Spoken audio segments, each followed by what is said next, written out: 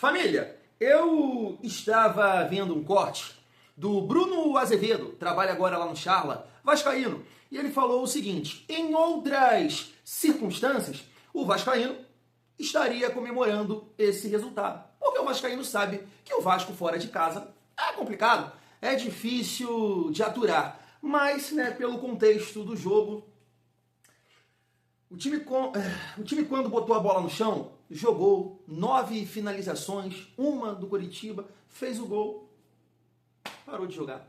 E ainda assim, né, com essa posse de bola, com o domínio do Coritiba, o Vasco ainda teve algumas saídas e se caprichasse um pouquinho mais, poderia ter matado o jogo. Mas eu vou te falar que não é fácil não aturar esse empate aí, né? Eu tava até aqui pensando, né, cara, tô rindo disso agora. Depois que acontece, a gente fica assim. E a galera até me entende aqui, sabe que eu não estou aqui inventando, né? Porque eu falo aqui o que eu passo e a galera, Thiago, foi assim aqui também, não sei o quê. Eu tava rindo disso aqui agora, falo assim, Deus me perdoa. Mas família, como é que isso mexe com o nosso humor? Tava aqui naquela tensão, Coritiba pressionando, aí tá minha filha, papai, vou fazer isso, papai, vou fazer aquilo, papai, vou tirar, pra tu ver que eu não tô mentindo, ó. Botou uns breguetes aqui na boneca dela, falou que arrumou a boneca para assistir o jogo do Vasco. Aí saiu o gol, ela falou, vamos tirar uma foto aí, meu humor. A cara de bumbum. Oh, Deus, me perdoa. Mas é difícil demais, família. É difícil demais. Vocês sabem que eu tô falando a verdade. O empate doeu. Mas, pegando esse gancho do Bruno Azevedo e até uma fala do Renato Gaúcho que eu vou destacar aqui, família, claro que eu não estou satisfeito com o resultado, mas assim, pelo contexto do segundo tempo, acabou sendo um bom resultado. E aí é o ponto que o Renato Gaúcho falou sobre esse time criar uma casca, né, trazer uma certa dificuldade, dar dificuldade para o adversário, não perder, né, é o ponto principal. É isso que eu quero pontuar aqui, não perder é importante, porque no ano passado o Vasco perdeu 19 vezes. 19 vezes. Em 2024 perdeu 16. Então sim, estou magoado, estou chateado, né, cara de bumbum, mas é por aí. Agora, a gente tem que carimbar os 3 pontos no sábado, porque... o Renato falou isso também, o Vasco poderia ter conquistado os 3 pontos no dia de ontem, família. Então assim, nesse vídeo aqui a gente vai trocar uma ideia sobre os jogos de ontem, né? Analisando aqui a classificação também, os jogos de hoje e falar sobre algumas situações, trazendo aqui alguns cortes do Renato Gaúcho, da coletiva, ele exaltando esse momento em relação a não perder, né? Poderia ter conquistado os 3 pontos. Fala também de uma questão de chutão, né? O Vasco ontem teve essa dificuldade no segundo tempo de ficar com a bola e muito mais, família. A gente vai trocando uma ideia sobre essa coletiva aí do Renato. E até peguei um corte também do canal lá do Coritiba, dos torcedores, que pontuaram isso aí, que o Vasco deixou de jogar no segundo tempo. Em relação a isso, quero debater com vocês aqui as mudanças do Renato, né? Porque tem muita gente questionando por que o Johan Rojas não entrou. Como assim botou o João Vitor no jogo? Sabe? A gente vai trocar uma ideia sobre isso também. Chega aí, família, deixa o like, comenta, hype ao vídeo. No momento que eu estou gravando esse vídeo, 2h21, bom dia, uma excelente quinta-feira, um dia abençoado para todos nós.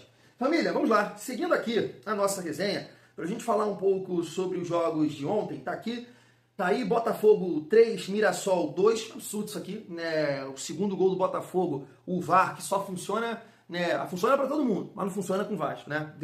Inventaram um pênalti pro Botafogo, o Botafogo conseguiu ganhar do Mirassol. Cara, o Mirassol não tava jogando mal não. Muita gente falando que o Mirassol tá isso e aquilo, nesse momento tá na zona de rebaixamento, mas não tava jogando mal não. Eu acompanhei o primeiro tempo, né, antes de começar o jogo do Vasco. Internacional 1, São Paulo também 1, o São Paulo também empatou no final. Bahia 3-0. Bahia não tava no grosso, tá? Cruzeiro conseguiu, né, sua primeira vitória na competição, 3-0 sobre o Vitória, estreia do Arthur Jorge, né? Coritiba 1, Vasco 1 e Flucê 3, Corinthians 1, né? O Alan foi expulso lá porque, pô, faça-me o favor, cara. Né? Não é só no Vasco que acontece algumas expulsões bizarras, não, né? Mas eu vou falar uma coisa com vocês aqui, cara. Eu vou parar de falar do Flucê. Não falo mais. Porque eu tô vendo, né, que vai, daqui a pouco, continuar falando, vai acontecer o que aconteceu em 2023. Que eu falo, time de veterano, time de velho, time cansado. Aí, né, ganharam a pior Libertadores da história. Então eu vou parar de falar. E se eu falar, vocês me cobram aí. Parar de falar. Porque não é possível, né? Eu acho um time, né, bem limitado, mas eu tava vendo aqui os gols, que é isso. Voltou o Corinthians na roda. Só gol bonito, cara. Só gol trabalhado. Terceiro gol, né? O Martinelli inteligentíssimo, né? O cara escora pra ele. Ele vai chutar? Não. Toma de volta. Botou o cara na condição de fazer o gol. Então, se parei de falar do Fluminense, família. Jogos de hoje. Santos contra Remo. O Santos tem 7 pontos. E o Remo, que só tem uma vitória, tem 6. O campeonato tá muito embolado, né, família? Chapecoense contra Galo. A Chapecoense tem 7 pontos. O Galo 8. Palmeiras e Grêmio, né? O Palmeiras tem 19 e o Grêmio pode ultrapassar o Vasco, está com 11 pontos. E Bragantino contra Flamengo. O Bragantino tem 8 pontos, né? Pode encostar no Vasco. E o Flamengo tem 14, né? Infelizmente o Vasco deixou escapar aí 2 pontos no dia de ontem. A gente vai debater sobre isso agora. Deixa eu passar aqui os cortes para vocês e a gente volta para trocar uma ideia sobre isso. Se liga só. Não, nós sabíamos que o jogo ia ser difícil como foi. Tivemos algumas boas oportunidades no primeiro tempo, o Curitiba teve um pouquinho melhor que a gente no segundo, mas o jogo estava controlado.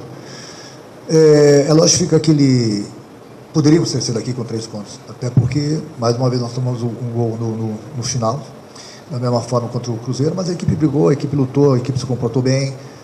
O primeiro tempo, a gente tem a nossa maneira de jogar, independente de como joga o adversário, nós temos a nossa maneira. Então, no primeiro tempo nós tomamos conta assim, do jogo, principalmente no meio de campo, criamos boas oportunidades, fizemos o gol. Segundo tempo, como eu falei, sabia que o Curitiba ia se soltar um pouco mais, já vim por tudo ou nada. Nos comportamos bem, mas, infelizmente, a gente tomou o gol no finalzinho e fica aquela tristeza, porque a equipe se comportou bem, a gente poderia ter sido aqui com os 3 pontos e não com 1 ponto. A gente trabalha sempre para buscar as vitórias. Ele tem tido muito pouco tempo de trabalho, apesar da data FIFA, é pouco tempo. Mesmo assim, a equipe tem se comportado bem, tem jogado bem, conseguimos pontos importantíssimos, conseguimos, como você mesmo falou, nos 15 pontos que nós disputamos, nós ganhamos 11. Então é um número muito bom, até pela sequência de jogos que a gente teve. Mas a gente sempre pensa grande, né? Pensar grande é buscar sempre, em primeiro lugar, a parte de cima da tabela, buscar as vitórias para que, consequentemente, a gente suba ainda mais na tabela. No momento que eu cheguei, o Vasco estava em último lugar, com 1 ponto. A gente vem crescendo na tabela.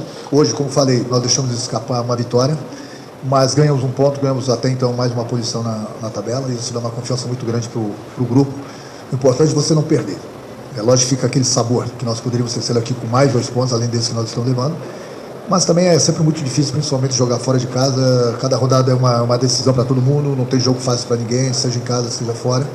O importante é que eu estou satisfeito com o que o grupo vem desempenhando, vem acrescentando e vem mostrando dentro de campo. Tanto é que a nossa crescente no campeonato, todo mundo está vendo. E a gente sempre trabalha, como falei, para buscar sempre as vitórias e subir cada vez mais e pensar sempre grande no campeonato. Nós recuamos e eu sou o treinador, converso bastante com meus jogadores. Como dava para a gente jogar, valorizar a posse de bola como a gente valorizou no primeiro tempo, a gente jogou. Na dúvida, não quero que o meu time arrisque. Entendeu? É muito perigoso, principalmente jogando fora de casa, você querer sair jogando, a minha filosofia não é essa. Como deu o primeiro tempo, a gente jogou. No momento que, na dúvida, eu mesmo peço para eles darem o chutão, eu quero que a minha equipe brigue com o adversário pela bola lá no campo do adversário, do que a gente arriscar aqui atrás de uma saída de bola e consequentemente, a gente perca essa bola aqui numa posição do campo muito perigosa. Mas contra o Fluminense é extremamente dominador nesse sentido aí. Então acho que o Coritiba vai precisar se defender bem, diferente do que eu imaginava hoje. Hoje eu falei de manhã pra você, inclusive na live, que eu imaginava que o Coxa teria um pouco mais de posse de bola. Teve, muito mais, mas muito por conta do gol e o Vasco recuar. Porque até os 25, 30 minutos não teve, né? O dado que a gente falou antes do programa, você falou, fala isso no ar, eu esqueci. Quando o Vasco faz o gol, boa, apareceu a estatística na tela, na transmissão do Premier. O Coritiba tinha uma finalização, que foi essa que o Ronier chutou de qualquer jeito, pegou no zagueiro e você nem anotou, porque realmente foi uma jogada que não tinha por que anotar. O Vasco tinha 8. O Vasco tinha finalizado 8 vezes, a do Tietchan foi a 8ª. 23 minutos. 23 minutos do primeiro tempo. 8 finalizações do Vasco. 8-1 pro Vasco. Quando acaba o primeiro tempo, a estatística que eu vi foi 9-8 pro Coritiba. O Coritiba finaliza 8 bolas depois de tomar o gol, com o Vasco sem conseguir chegar mais ao gol do Coritiba e não finalizar mais nenhuma. E o jogo termina 18-11. 18-11 no final dos 90 minutos, né? Com o segundo tempo também o Coritiba chegando a 65% de posse no total, né? Na soma do jogo inteiro. 65. Pegou, né? Foi 60-40 no primeiro tempo, 70-30 no segundo tempo. Tá. A gente uma questão do jogo. Talvez o canal lá, Meu Vasco, tá olhando de forma diferente. Fala, pô, fizemos o gol e recuamos demais, deixamos o Coritiba. Naturalmente. Eu acho que teve um pouco do... Sim. Acho que o Coritiba também teve seus méritos. Totalmente empate. O Vasco é isso mesmo. Acho que o Coritiba teve seus méritos de sair mais pro jogo, de colocar o adversário mais pra trás, mas ao mesmo tempo o adversário também recua demais e acaba chamando. Tá aí, família, exatamente isso, né, que a gente vai fazer aqui agora, pegando esse corte final aí dos torcedores do Coritiba, pontuando essa questão que realmente aconteceu, né? Foi mérito do Coritiba, o time correu mais, né? Conseguiu botar a bola no chão, e claro que a gente pode destacar também que o Vasco parou de jogar. Eu acho que a gente pode olhar por esses dois lados, sabe? Coritiba tem os seus méritos, e o Vasco realmente deixou de jogar, porque quando botou a bola no chão, né, principalmente ali 20 e poucos minutos do primeiro tempo, cara, botou o Coritiba na roda, finalizou bastante, mas não sei o que aconteceu, o time desistiu, né, parou, só ficou correndo atrás. E eu sei que tem muita gente, por exemplo eu, né, questionando as mudanças do Renato Gaúcho. Eu fui muito sincero aqui com vocês, né, no jogo do Fluminense, até contei aqui, né, que no dia eu estava assistindo aqui com a minha esposa, com a minha filha, e eu falando ela, o que o Renato tá fazendo? Esse Renato tá me matando de raiva, meu Deus, ele acabou com o time do Vasco, tirou o Andrés Gomes e botou só um time lento, deixou o Nuno e não sei o que. O Vasco virou. Só que, família, eu comento isso aqui com vocês, eu tenho muita dificuldade para falar sobre mudanças, tá? Eu tenho dificuldade, porque a mudança, quando ela dá certo, cara, é um gênio. Quando dá errado, é uma merda, tá? É um merda, tá? Só que assim, eu tenho a minha análise sobre o que estava acontecendo e cada um tem uma visão totalmente diferente. Futebol é louco por isso, porque o José, o Pedro, meu pai, cachorro, gato, o João, cada um tem uma forma. Então a entrada de tal jogador para você faz sentido dentro da sua análise. Para mim não faz. Você entende? E assim acontece também com o treinador. Só que assim, família, eu tava vendo aqui essa postagem do Luan e eu gostei muito desse texto aqui, ele falando sobre o João Vitor, tá? Não sei se você acha que não dá, que tá muito cru pro profissional, mas deixa eu ler aqui rapidamente pra gente continuar nesse assunto. Quando um atleta tem poucas oportunidades e poucos minutos em campo, qualquer jogada se torna uma chance de mostrar serviço. João Vitor hoje demonstrou estar atento à partida. Interceptou uma cobrança de falta curta do adversário, puxou o contra-ataque, conduziu a bola e fez o passe para o companheiro. São esses os tipos de jogadores que precisam de oportunidades e paciência. Jovens com potencial, velocidade e força física. Eu concordo plenamente. Eu estava debatendo com um amigo que não concordou com a entrada dele. E na minha visão, na minha análise, a entrada dele foi legal. Concordo. O Vasco não estava conseguindo associar, o Vasco não estava trocando passes, o Vasco estava precisando de jogadores para duelar, para dificultar lá pro Ronier, porque o Ronier estava pegando a bola sozinho, pô. Ele pegava a bola e encarava o lateral. Não tinha dobra. Mais um ali para ajudar. Por quê? Porque o Renato Gaúcho botou o Matheus França que não aguenta correr, pô. Eu tenho 100 quilos. Se eu perder na corrida pro Matheus França, eu estou morto. Tô morto. E deixa eu te falar, eu posso tomar suco amarelo. Eu não vou perder, pô. Pô, Matheus França hoje, gente, não é uma questão, porque tudo isso, quem trabalha hoje no futebol, internamente no Vasco, Pedrinho, Felipe, Renato, vão defender o cara. Mas, gente, tá muito claro. Pedrinho, tá muito claro. Né? Eu não critiquei a contratação dele, eu estou falando sobre a insistência. Porque o contrato do cara acaba agora, minha gente. Não tem necessidade, pô. Não tem necessidade de colocar. E mesmo se, poxa, de repente o cara, um gol ali, aqui, ali, vocês vão renovar? Um cara que provavelmente ganha ali próximo de 1 milhão. Matheus França não deve ganhar pouca coisa. Deve ser um faz-me-rir muito interessante. E aí fica insistindo, não dá, gente. Não dá, o cara não tem físico e tecnicamente não tá conseguindo. Porque essa jogada aqui do João Vitor, ele vem tentando dominar com a perna esquerda, família. Cara, eu não sou jogador. E quando eu jogava, várzea, fraco por sinal. Mas, cara, não era pra ele ajeitar o corpo, essa bola tá vindo ali. Ajeitar pra perna boa? Tipo, a bola tá... Ele fez isso aqui, ó. Ele passou da bola, que loucura! Que loucura! Tu tá passando a bola, tenta dominar já ajeitando pra frente, pra tu bater no gol, pô. O cara, ele fez isso aqui com a perna esquerda. Pô, loucura demais, cara. Loucura demais, então, família. O meu ponto em relação à entrada do João Vitor, até falando aqui, ó, a página do Cavalinho, destacando o Rojas, né? Ele tá ponto a ponto. Tá loucura você colocar o Matheus França e não colocar o Johan Rojas. Mas você consegue, eu concordo, tá? Entre Matheus França e Johan Rojas, tem que entrar o Johan Rojas. Esse é o ponto, não tem debate. O que eu quero falar é sobre a mudança em si. Porque quando você coloca esse jogador aqui, você vai colocar com a ideia que ele vai conseguir te ajudar a ter posse, a controlar o jogo, né, a respirar, fazer a bola rodar para não sofrer tanto, certo? Porque é um jogador que fisicamente também não agrega, mas ele tem qualidade técnica, ele respira, ele faz um lançamento, ele associa, certo? Mas se ele entra e não consegue agregar nesse sentido, você entende que o Vasco teria dificuldade sem bola para ajudar lá o lateral a marcar o Ronier lá que tá pegando a bola e fazendo um salseiro? Você entende? Então, vai ter gente que vai defender essa entrada, uma característica para tentar ficar com posse de bola, e vai ter uma outra galera que vai defender um jogador com mais força física, com mais velocidade, para ajudar defensivamente e, de repente, né, buscar um contra-ataque, ganhar velocidade. Por isso que eu falei aqui, quando o Nuno saiu, e ele entrou, não, já entraria, eu já colocaria o João Vitor.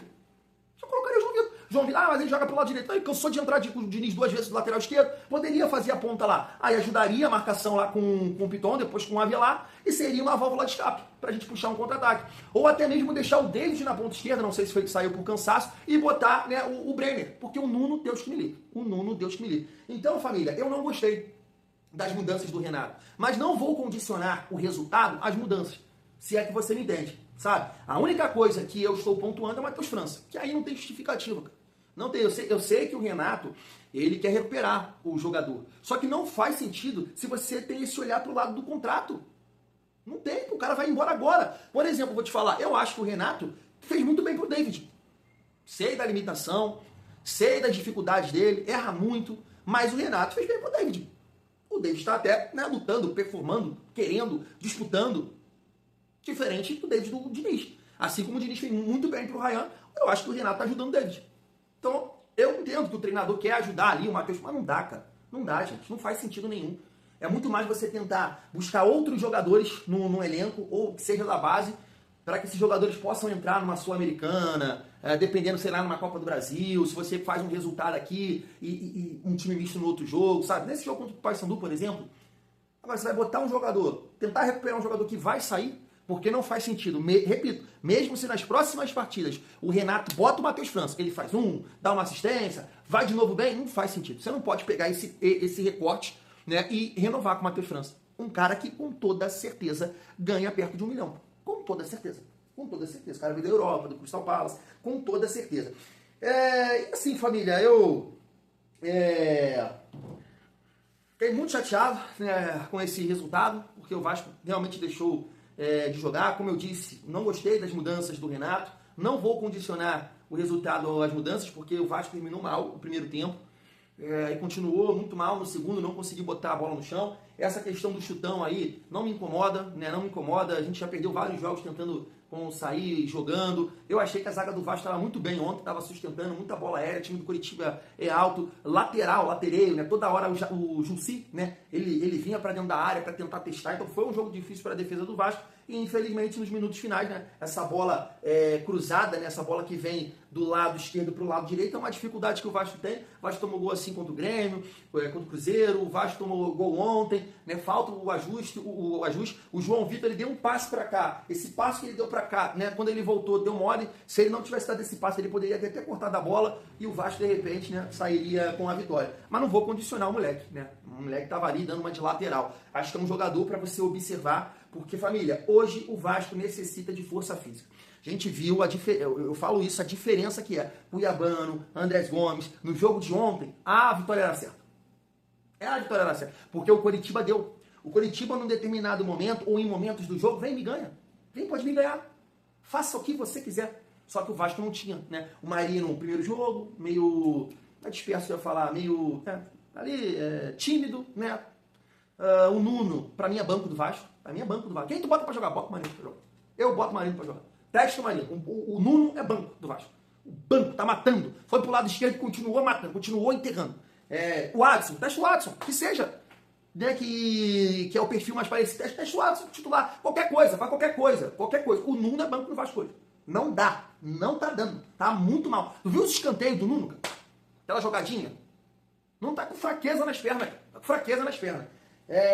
Então, família, o João Vitor é um jogador que a gente não pode descartar, não. Porque tem saúde, tem velocidade e muita personalidade, tá?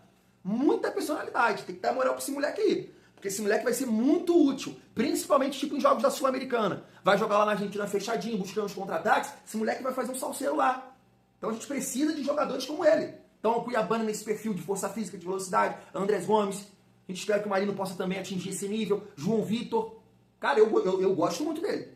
Desde daquelas partidas que ele entrou como lateral, achei assim com personalidade. E ele é atacante. Não pede ele de lateral, ele é atacante. Dá pra ver que ele é atacante, que ele tem caguete. Então, pegando mais confiança, Renato dando moral pra ele, vai ajudar. Vai ajudar, porque hoje no futebol é fundamental. Força física, velocidade, habilidade. Ele tem. Eu gostei, cara, do João Vitor, tá? Apesar de ter acabado ali falhando no gol do Coritiba, família vascaína. É isso, a resenha é essa, tá? Agora é jogar contra o Botafogo, recuperar, vencer, né? Vencer o Botafogo. E depois a gente vai ter o Remo, né, fora de casa no Campeonato Brasileiro. Claro, vamos fazer nossa estreia na Sul-Americana, mas se a gente vencer o Botafogo, aí eu acho que minimiza um pouco esse sentimento do empate fora de casa, porque é nessa pegada aí que eu concordo com o Renato. É você ter esse gosto, esse desejo de não perder. Isso é importante também, sabe? Isso é muito importante também, porque, repito, perdemos 19 vezes no ano passado, 16 em 2024. Então, por mais que concordo com o Bruno Azevedo, né, pelas circunstâncias do jogo, a gente fica chateado, mas é por aí. O Vasco tem que ter esse espírito mesmo de lutar, para não... esse espírito de lutar sempre e não sair derrotado, né? Ontem não foi a vitória, mas a gente também não saiu derrotado. É por aí. Fui!